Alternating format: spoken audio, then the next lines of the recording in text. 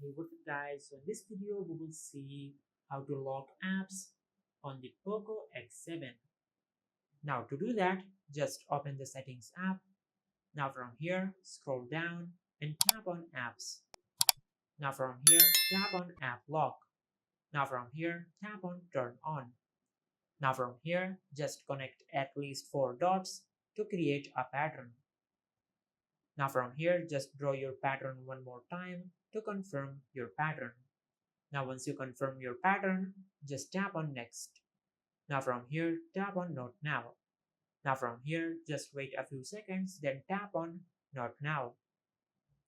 Now from here, tap on use app lock. Now from here, tap on cancel. Now from here, just enable the toggle for the apps which you want to use app lock on. Just like that. Now from here, if you go to your home screen and open the apps which you have enabled app lock on, it will ask you to enter the pattern.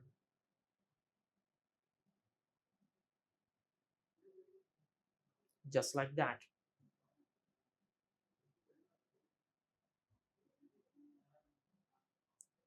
And this is how you can lock apps on the Poco X7. If you found this video helpful, please like the video and subscribe to our channel and hit the bell icon to get notified when we upload a new video.